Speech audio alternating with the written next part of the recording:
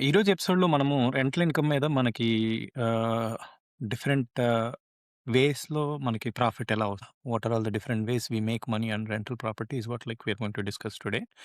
But అనంగానే rent ఒస్తది అనే ఒకే ఒక్క నోషన్‌తోటి ఉంటాము. బట్ రెంట్‌తో పాటు దాంట్లో చాలా యాస్పెక్ట్స్ ఉంటాయి. Will start with cash flow. ఈ క్యాష్ ఫ్లో అనేది ఏంటి అనంటే simple. Income minus expense is what cash flow. Simple. Like income is ఇక్కడ ఈ ప్లేస్‌లో ఈ సిట్యుయేషన్‌లో ఇన్‌కమ్ బట్ మంత్లీ వచ్చే రెంట్ టెనెంట్ పే చేస్తాడది. ఎక్స్‌పెన్సెస్ అంటే మన మోర్ట్‌గేజ్ గానీ, టాక్సెస్ గానీ, లేకపోతే insurance everything that goes into EMI is expense.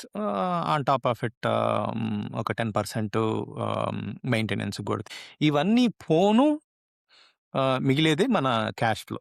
So, when ఒక రెంటల్ ప్రాపర్టీ కొనేటప్పుడు మినిమమ్ ఒక 500 అన్న క్యాష్ ఫ్లో ఉండేటట్టుగా చుంది ఆ రెంటల్ ప్రాపర్టీని కొనకూడదు. దానికంటే తక్కువ అంటే మన చేతి నుంచి పడే రెంటల్ ప్రాపర్టీ నేనెప్పుడు కొనను. అది నాట్ అడ్వైజబుల్. ఇన్ కేస్ మీకు ఒకవేళ బాగా నచ్చింది ఆ ప్రాపర్టీ, అక్కడ గ్రోత్ యాస్పెక్ట్స్ చాలా ఉంటాయి. ప్రాబబ్లీ అప్పుడు ఏం చేయొచ్చంటే మోర్ డౌన్ పేమెంట్ చేయండి. అప్పుడు క్యాష్ ఫ్లోలో ఉంటారు. అంటే the reason why we go for rental property అనేది ఫైనాన్షియల్ ఇండిపెండెన్స్ మీ దగ్గర నుంచి మనీ ఎక్స్‌పెక్ట్ చేస్తున్నప్పుడు ఏమవుతది అనంటే అది బర్డెన్ అవుతది. There will be situation ups and downs ఉంటాయి లైఫ్‌లో.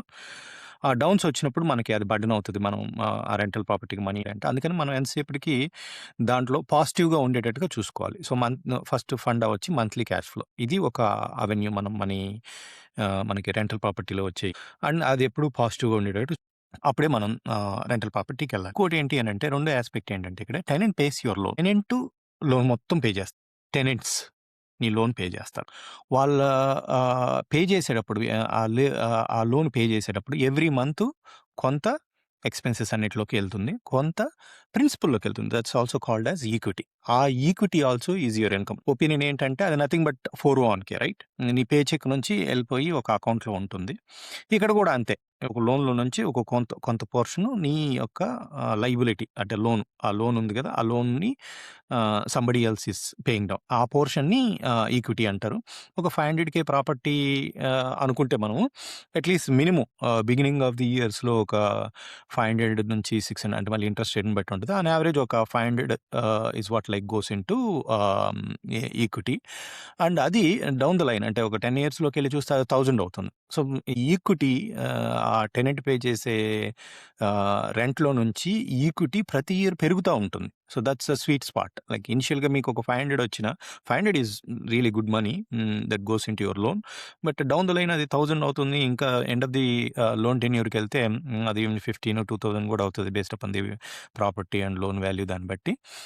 And third aspect of this is property appreciation. ఇది ప్రాపర్టీ అప్రిషియేషన్‌ని మామూలుగా ఈ మధ్య కాలంలో కోవిడ్ టైంలో పెరిగిన వాల్యూస్‌ని బట్టి పీపుల్ యూజువల్‌గా ఏం చేస్తున్నారంటే చాలా ఎక్కువగా బెట్ చేసుకుంటున్నారు దీని మీద. ఓహ్! యాహ్! నేను ఇప్పుడు ఈ ప్రాపర్టీ కొనేస్తే నాకు వితిన్ కపుల్ ఆఫ్ ఇయర్స్‌లో 100,000 పెరుగుతది అని చూసారు. అంటే అది తప్పేం లేదు అలా అనుకోవడంలో. ఎందుకంటే వాళ్ళ ఫ్రెండ్సో ఎవరో ఒకరు అలా పెరిగింది కాబట్టి దాని మీద ఎక్కువ బెట్ చేస్తున్నారు. నా ఉద్దేశంలో అలా చేయకూడదు. మనం ఎక్కువ బెట్ చేయకూడదు దాని మీద. మినిమమ్ బేస్ మీద ప్లాన్ చేసుకొనెళ్తే పైనొచ్చేది అడిషన్ ఆర్ యూనో బోనస్ అనుకోవడమే.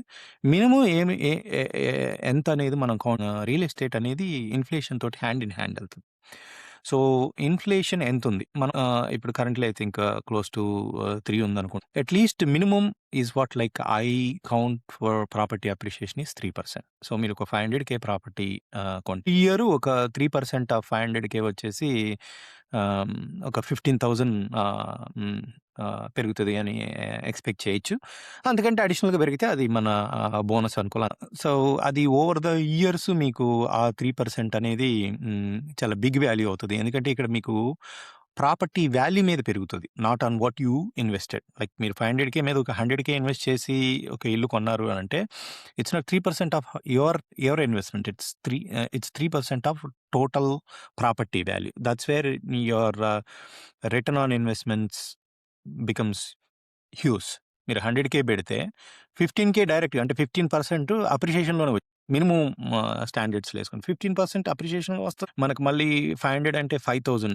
5,000 అంటే మళ్ళీ అక్కడ ఒక 5% ఇయర్‌లీ క్యాష్ ఫ్లో వస్తుంది. మళ్ళీ మినిమమ్ ఒక 5,000 మన ఈక్విటీలోకెళ్తుంది. So, you are talking about at least 25% returns on your investment 100కే. రైట్. అదే మీరు ఓవర్ ద ఇయర్స్ దాన్ని రియల్ ఎస్టేట్ అనేది ఒక లాంగ్ టర్మ్ స్ట్రాటజీ. అది మీరు ఓవర్ ద ఇయర్స్ ఏమవుతది అంటే ఇంకా ఇది బెటర్ అవుతది. అది మనం ఇప్పుడు ఇంకా నెక్స్ట్ పాయింట్ అదే రెంట్ ఇంక్రీజెస్. రెంట్ అనేది యూజువల్‌గా మీరు చూస్తే మీరు వచ్చిన కాలం నుంచి మీరు వాచ్ చేసుకోండి. మీ ఏరియాలో దాన్ని బట్టి చూస్తే రెంట్ ఖచ్చితంగా మీరొచ్చిన నుంచి ఇప్పటికి చాలానే అప్రిషియేట్ అయ్యి ఉంటది. అప్పుడప్పుడు అప్ అండ్ డౌన్స్ ఉంటాయి. బట్ లాంగ్ టర్మ్‌గా చూస్తే మాత్రం ఖచ్చితంగా ఇన్‌ఫ్లేషన్ తోటి అడ్జస్ట్ అవుతది రెంట్. సో, హ్మ్, మీరు మీ మీ యొక్క ఈఎంఐ సేమ్‌గా ఉంటుంది. కానీ రెంట్ ఇంక్రీజ్ అవుతుంటది. అంటే ఓవర్ ద ఇయర్స్ మీ యొక్క క్యాష్ ఫ్లో గాని లేకపోతే మీ మీ దాంట్లో ఉండే వాల్యూ ఇంక్రీజ్ అవుతుంది రెంట్ వల్ల. సో, మీరు పెట్టిన ఇన్వెస్ట్‌మెంట్ సేమే. అండ్ మీ ఈఎంఐ సేమే. కానీ మీకు మనీ ఎర్నింగ్స్ పరంగా బెటర్‌గా అవుతుంది over the years. And tax బెనిఫిట్స్‌లో చూస్తే ఫస్ట్ డెప్రిషియేషను. ఒక ఇంటిని 27.5 ఇయర్స్‌లో డెప్రిషియేట్ చేస్తారు. మీ సీపీఏ దగ్గరికెళ్తే చెప్తారు. బట్ మీరు డెప్రిషియేట్ చేస్తే అంటే మీరొచ్చే ఆ ఇన్‌కమ్‌ని గూడా ఈ ఈ డెప్రిషియేషన్‌లో ఆఫ్‌సెట్ చేయొచ్చు. అంటే సో, యూ విల్ ఆఫ్‌సెట్ చేసి అండ్ ఈవెన్ మీ ఇన్‌కమ్‌లో నుంచి మీరు కట్టే మోర్ట్‌గేజ్ ఇంట్రెస్ట్ కానీ, లేకపోతే ప్రాపర్టీ టాక్సెస్ గానీ, ఆల్ ఎక్స్‌పెన్సెస్ డిడక్ట్ చేసిన తర్వాత వచ్చిన ప్రాఫిట్‌ని మళ్ళీ అగైన్ ఈ డెప్రిషియేషన్‌లో డిడక్ట్ చేసుకుంటే మీకు మీరు కరెక్ట్‌గా వర్కౌట్ చేస్తే మీరు ఒక 27.5 ఇయర్స్ ఆహ్, హ్మ్, మోస్ట్‌లీ టాక్స్‌కు డిలే చేయొచ్చు. With rental property. On rental property. So, అది హ్యూజ్ అడ్వాంటేజ్ నా ఉద్దేశంలో. మీరు పే చెక్‌లో సంపాదించే దాంట్లో it gets tax at source and then gets credited into account. ఇక్కడ అలా కాదు. చాలా పాసిబిలిటీస్ ఉంటాయి. ఈ ఇన్‌కమ్‌ని ఎలా టాక్స్ సేవింగ్స్‌లో చూపించుకోవడానికి. అండ్ లెట్స్ సే ఒక 10 ఇయర్స్ తర్వాత చూసారనుకోండి. మనం అనుకున్నట్టు ఒక ఇయర్‌కి 3% లెక్కన ప్రాపర్టీ 500కి ఒక 30% పెరిగిందనుకోండి. ఓకే. That's about 150,000. సో, మీకు డౌన్ ద లైన్ ఎప్పుడైనా మీకు మనీ అవసరమైతే there is a equity of your home available. I don't think we can use equity for buying another home. But qualified expenses అయినా సరే మీకొక ఈక్విటీ అవైలబుల్ ఉంది. అది గూడా బిగ్ థింగ్. అంటే మీరు రీఫైనాన్స్ చేశారనుకోండి, క్యాష్‌ని మీరు మళ్ళీ రీపర్పస్ చేసుకోవచ్చు ఫర్ ఫ్యూచర్ ఇన్వెస్ట్‌మెంట్స్. అది నిజంగా big thing if you ask me. And inflation advantage. ఒక ఇన్‌ఫ్లేషన్ మార్కెట్‌లో ఎక్కువుంది అనంటే మనం యూజువల్‌గా ఫీల్ అవుతాం. ఎందుకంటే మనం మంత్లీ నుంచి పడే ఎక్స్‌పెన్సెస్ చాలా ఎక్కువుంటాయి. లైక్ గో టువర్డ్స్ గ్రాసరీస్ కానీ monthly expenses like home expenses అన్నీ గూడా చాలా ఎక్కువవుతాయి ఇన్‌ఫ్లేషన్.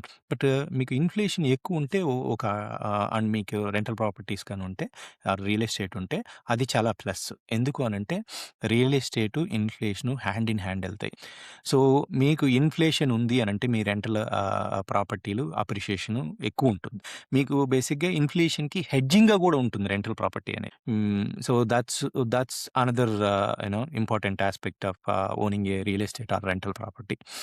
బేసిక్‌గా బాటమ్ లైన్ ఏంటంటే రెంటల్ ప్రాపర్టీ అనేది జస్ట్ ఒక ఇన్‌కమ్ స్ట్రీము అంటే it's also stacked income. And that's why real estate builds long term wealth. యూఎస్‌లో చూస్తే మీరు 80% of the billionaires are real estate owners. I mean they large portfolio into real estate. మీరు మీ goal వచ్చి wealth build చేయడం అని అనుకుంటే request you are ask you to consider real estate. Um, Thanks for listening. Signing off.